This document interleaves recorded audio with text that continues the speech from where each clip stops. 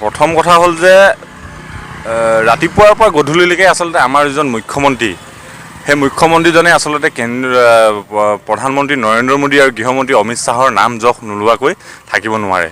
কিন্তু তাৰ সম্পূৰ্ণ এটা ওলোটা আচলতে স্থিতি দেখিবলৈ পোৱা গৈছে বৰ্তমান সময়ত। যিটো কেন্দ্ৰীয় চৰকাৰ ৰাষ্ট্ৰীয় যি শিক্ষানীতিৰ একদম চৰম অৱমাননা কৰা হৈছে অসমত।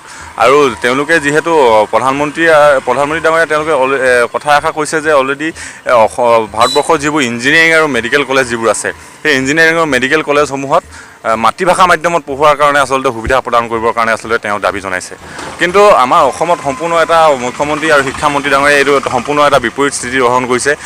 ষষ্ঠ শ্ৰেণীৰ পৰা বিজ্ঞান আৰু অংক বিষয়ত আচলতে ইংৰাজী মাধ্যমত পাঠদান কৰিবৰ কাৰণে তেওঁলোকে সিদ্ধান্ত গ্ৰহণ কৰিছে। গতিকে আমি পোনছাতে ক'ব বিচাৰিছোঁ যে এই আচলতে সিদ্ধান্ত অতি শীঘ্ৰে প্ৰত্যাহাৰ কৰক।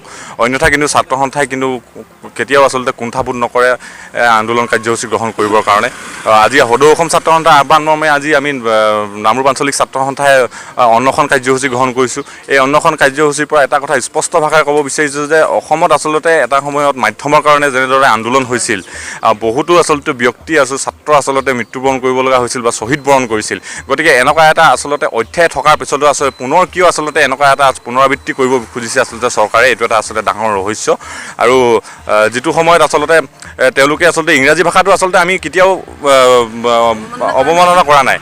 ইংৰাজী ভাষাটো আমি অধ্যয়ন কৰিব লাগে। কিন্তু কথাটো হ'ল যিহেতু শ্ৰেণীকোঠাত আচলতে যে ইংৰাজী বিষয়টোৰ কাৰণে যিহেতু এটা অলৰেডি ছাবজেক্ট আছেই, গতিকে আমি বিচাৰিছোঁ যে ছাত্ৰ সন্থাই কি কৈছোঁ যে ইংৰাজী ভাষাটো গুৰুত্বতা প্ৰদান কৰক, কিন্তু তেওঁলোকে শিক্ষক নিযুক্তি দিয়ক বা যিসমূহ ফেকাল্টি প্ৰয়োজন হয় ইংৰাজী বিষয়ৰ কাৰণে সেই ইংৰাজী বিষয়ৰ ফেকাল্টিজ তেওঁলোকে নিযুক্তি প্ৰদান কৰক। কিন্তু তাৰ পৰিপ্ৰেক্ষিতত দেখা গৈছে যে তেওঁলোকে অসমীয়া আমাৰ যিটো মাতৃভাষা বা বড়ো মাধ্যমৰ লগতে আন যিবোৰ মাতৃভাষা সেই মাতৃভাষাসমূহ তেওঁলোকে আক্ৰমণ কৰা দেখা গৈছে।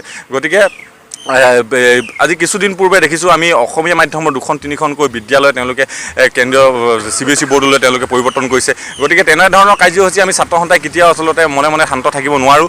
আজি সদৌ অসম ছাত্ৰ সন্থাৰ আহ্বান মৰ্মে অনশন কাৰ্যসূচী কৰিছোঁ, এমাহজোৰা কাৰ্যসূচী ঘোষণা কৰিছে। গতিকে যেতিয়ালৈকে আচলতে তেওঁলোকে এই ইংৰাজী মাধ্যমটো গণিত আৰু যিটো বিজ্ঞান বিষয় যিটো ইংৰাজী মাধ্যম তেওঁলোকে প্ৰৱৰ্তন কৰিছে এই বিষয়টো যেতিয়ালৈকে তেওঁলোকে পৰিৱৰ্তন নকৰে বা প্ৰত্যাহাৰ নকৰে তেতিয়ালৈকে কিন্তু ছাত্ৰ সন্থাই জংগী কাৰ্যসূচী কৰিবলৈ আমি বাধ্য হ'ম অনাগত দিনত। তেওঁলোকেতো ইতিমধ্যে পাঠ্যপুথিসমূহো ইংৰাজী মাধ্যমত ইতিমধ্যে ছাপা কৰি পেলাই ছাত্ৰ ছাত্ৰীসকলৰ হাতত তুলি দিছে। শিক্ষকসকলে এতিয়া সেই সময় এনেকুৱা ধৰণৰ পাঠ্যপুথি অধ্যয়ন কৰি ছাত্ৰসকলক আকৌ শিকাবলৈ সমৰ্থ হ'বনে নহ'ব? হয়, আজি 28 তাৰিখে আমাৰ সদৌ অসম ছাত্ৰ সন্থাৰ লগতে অসমৰ বিভিন্ন শিক্ষক সন্থাসমূহৰ লগত আলোচনা হৈছে যে অসমত যিহেতু আমি মাতৃভাষাটো সঁচাই বা অসমৰ যিবোৰ বড়ো মাধ্যমৰ লগতে যিবোৰ আন মাতৃভাষা মাধ্যম আছে সেই মাতৃভাষা মাধ্যমসমূহৰ ওপৰত গুৰুত্বতা প্ৰদান কৰিব লাগিব। যিহেতু আমি অসমত নিজৰ ভাষাটোক যদি জীয়াই ৰাখিব নোৱাৰোঁ, আমাৰ যদি নিজৰ মাতৃভাষা যদি জীয়াই নাথাকে তেন্তে আমি নিজকে অসমীয়া হিচাপে আচলতে কেনেকৈ পৰিচয় দিম। গতিকে আমাৰ কথা হ'ল যে অতি শীঘ্ৰে এই মাতৃভাষা মাধ্যমক আচলতে তেওঁলোকে মাতৃভাষাসমূহক গুৰুত্বতা প্ৰদান কৰক আৰু ইংৰাজী মাধ্যমত যিসমূহ তেওঁলোকে পাঠ্যপুথিসমূহ যিহেতু এতিয়া লিপিবদ্ধ কৰিছে, গতিকে এইসমূহ আচলতে বাতিল কৰিবৰ কাৰণে আমি আহ্বান জনাইছোঁ চৰকাৰক।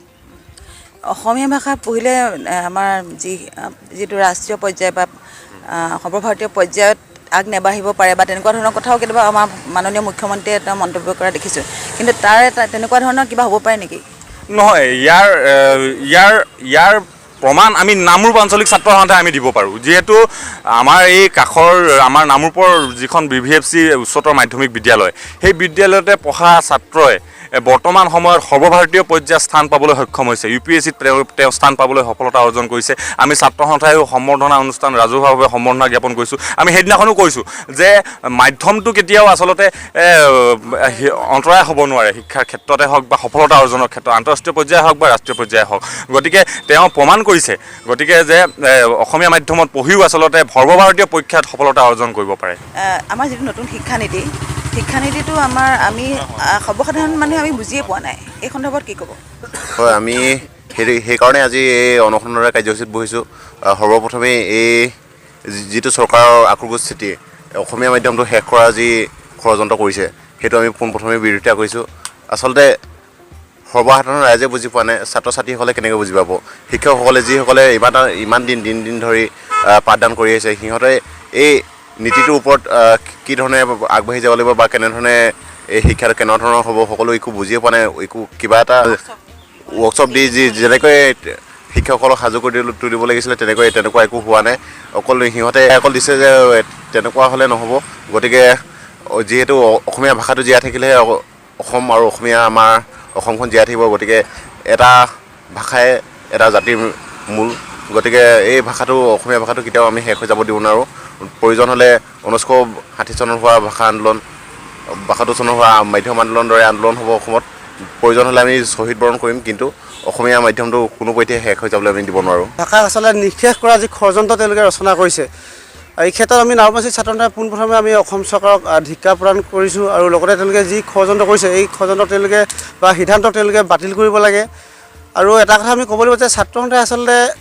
আন্দোলনৰ কৰিবলৈ তেওঁলোকে আচলতে ছাত্ৰসন্থা আমি ভাল নালাগে কাৰণ আৰু এটা কথা ক'ব লাগিব যে আজিলৈকে যিমান দিন হ'ল বা অসম ভাৰত স্বাধীন হোৱাৰ পাছৰ পৰা ধৰি লওক অসমে আমি আন্দোলন বা প্ৰতিবাদ নকৰাকৈ আজিলৈকে আমি একো মানে পোৱা নাই কিন্তু তেওঁলোকে আজি ধৰি লওক আন্দোলন বা প্ৰতিবাদৰ ক্ষেত্ৰত তেওঁলোকে 144 বা 140 ধাৰা তেওঁলোকে ৰূপায়ণ আৰোপ কৰিছে কিন্তু তেওঁলোকে এটা কথা জানিব লাগিব যে অসমে হয়তো আজিলৈকে আন্দোলন নকৰাকৈ কি বস্তু পালে বা তেওঁলোকে কি লাভ কৰিলে